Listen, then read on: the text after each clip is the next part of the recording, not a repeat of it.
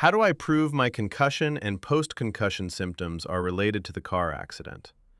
You usually prove it by building a clear timeline and a consistent medical record that connects three things: the crash, the start of symptoms, and the diagnosis and treatment.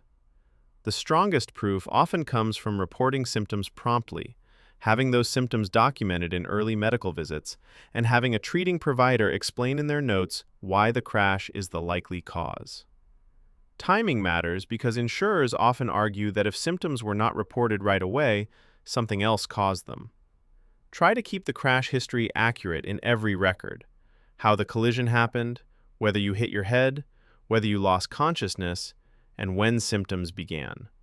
Report symptoms early and consistently, like headaches, dizziness, nausea, light sensitivity, sleep problems, or concentration issues, so they show up in the chart. Gaps in care can hurt, but if there is a gap, it helps when the records explain why, like symptoms worsened later, you could not get an appointment, or you thought it would improve.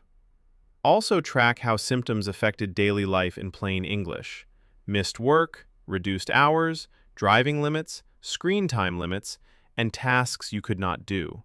And keep pay stubs and any work notes organized so lost wages line up with documented symptoms and appointments.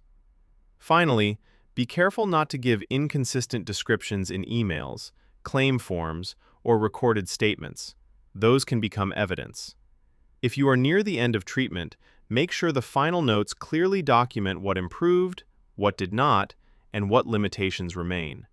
And keep an eye on deadlines, because many car crash injury lawsuits have a 3-year filing limit.